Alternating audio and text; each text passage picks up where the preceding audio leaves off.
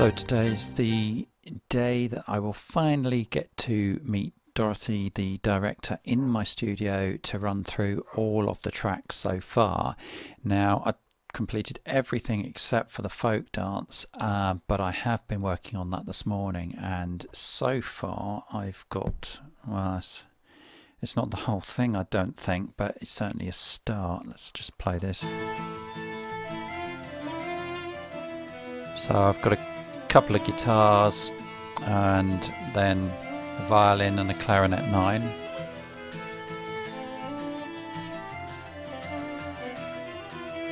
And this is kind of matched to the tempo that the actual dance was that they were dancing to in the rehearsal. Well, as you see, that sort of loops around. I'm hoping that that is enough to sell that particular cue to Dorothy, in which case I've pretty much got most of the rough sketches done, so all the rough sketches for everything else, and that little clip there, which I think I can develop into something more. And let's just see how we get on this evening.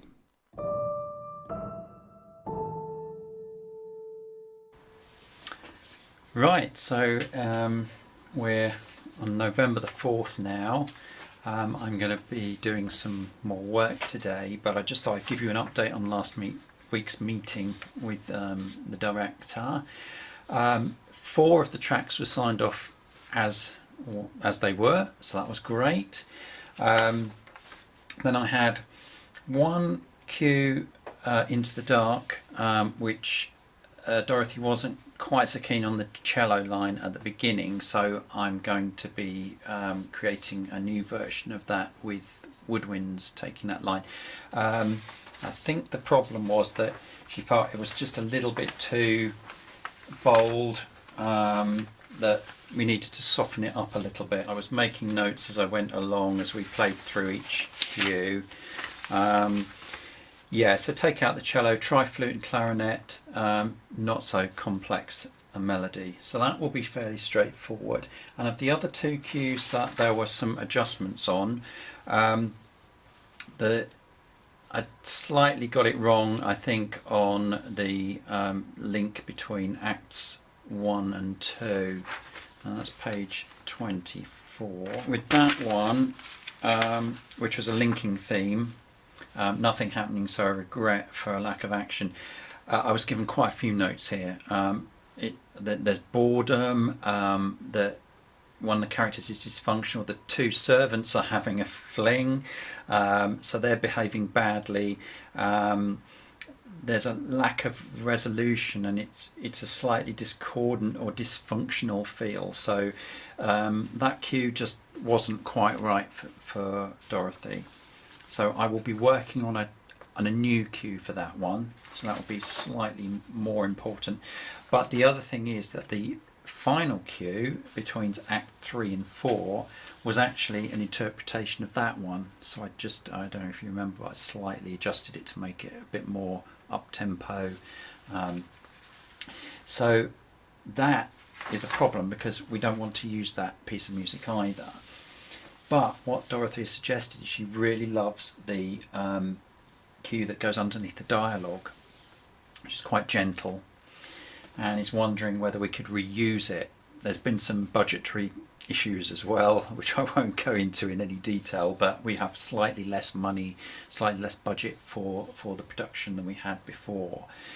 However, my feeling is that I could reuse that cue but totally remix it and make it a different piece of music, really, to all intents and purposes. They're the same melodies but a very different feel to it, and that will mean that we don't use a lot of time recomposing, but we've got a really nice cue to finish off the play with.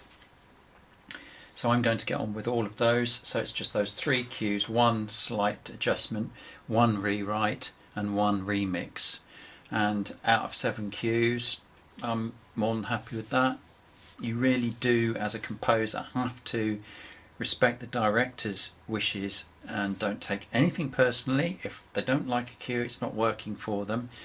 That's absolutely fine. It's not that it's a bad piece of music, it's just that it doesn't quite work for the vision that they've got. So always think about the vision of the director and try to sort of, you know, don't get crushed by an adverse criticism. In fact, there was no adverse criticism here. Dorothy loved the music, and I'm really happy with it. So let's see how we get on.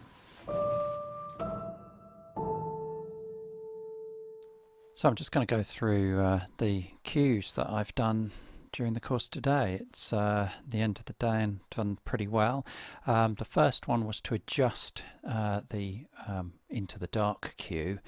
Originally it had a cello line as the main lead, sort of sounding like this, and Dorothy wanted to soften that up a bit, so we're going to lead into these woodwinds that you can hear there, and I'll show you what I've done here. So the woodwinds are in there right from the start. You can see what they're doing. Actually added a bass clarinet and a bass flute to the mix there, just to give it a bit of extra texture. If we have a look at the mixer, you'll see that I've still got the clarinet and flute panned left, right, midway, but I've also put in the bass clarinet and bass flute just slightly further in than that, which gives quite a nice spread to the sound. Let's just roll back a little bit there, play that. We'll solo up the string group, woodwinds group, and you can hear that's it's filling the space quite nicely. Strings are exactly the same as they were before, so that's fine. Anyway, that's that cue. Let's have a look at the next one. Right, so for the cue between Acts 1 and 2, which is called Regret, it was originally sounded like this, and this is one that I adjusted for the last cue as well. Did a slightly different version of. Right, well, I had different notes for this one, and so I've totally recomposed it using pretty much the same set of instruments, except that I have got some harmonics, some high harmonics on Tundra. So these are giving a kind of discordant feel. So they're called travelling trems. It is quite an interesting sound. If I can find it on my keyboard. Where am I? So it's got a sort of slightly weird ethereal sound. I don't know if you can actually hear that. I'll turn it up. It's kind of weird. And we have a listen to the piece of music. So got our violin line, quite again sort of a little bit sad and regretful. Piano's doing just a very straightforward, in fact that's what I came up with first, violin, and we've just got a little string line there just to back everything up, but then this very kind of icy discordant sound underneath. So we'll see whether that hits the spot, and if so, that's great, because that was the last one that I really had to recompose. Right, so the next cue, which is the last one, it goes between Acts 3 and 4, which I've called Coming to Terms. Originally sounded like this, and that was just an adaptation of the previous cue we just looked at, so bringing it into a slightly more jaunty feel, but that is not going to be used anymore. And we looked at the piece of music that links, well, it doesn't link actually, this is one that goes under the dialogue, very straightforward climbing sort of string section. And the reason why it's so simple and it hasn't got a violin lead over the top is that it would interfere with the dialogue, so it's quite a straightforward track. Let's just have a look at the whole thing here. Towards the end, I've extended it so that should the dialogue overrun, we've got just a play out with a very simple piano line and some trems on the strings, and this just repeats over and over again and can be faded out when the dialogue stops. So taking that as the basis for a new cue, I've just programmed in some choir to the whole thing. We've got a solo voice here. Let's just unmute this section if I do it from up here. So we've got a solo voice now which will be going over the top of the ensemble, which is there. So let's have a listen to those two.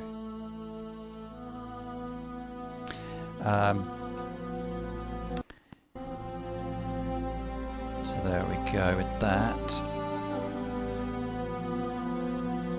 Then we've got our female voices and tenor males.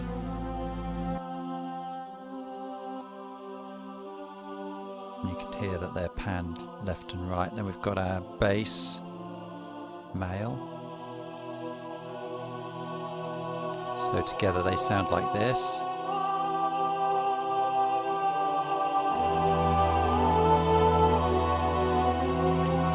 So you can hear that from the original strings, this is a very different sound, but it's using exactly the same sort of structure.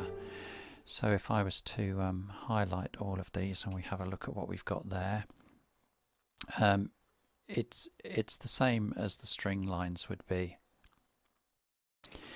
So this has given it a much more sort of choral feel, and I think will actually work pretty well as a sort of final piece linking those two acts together. This sort of idea, the reprise of this realization that change is coming, and now they're coming to terms with the change.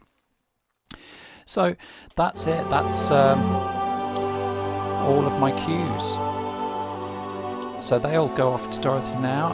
I just wait to hear whether I can agree those sketches.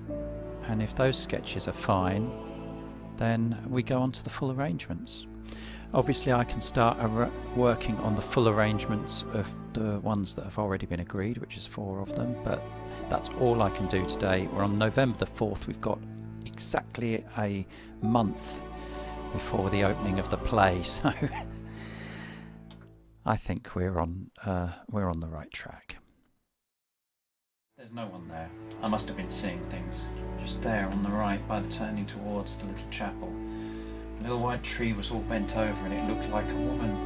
I thought it was her.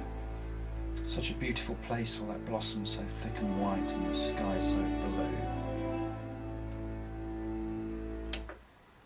1:30.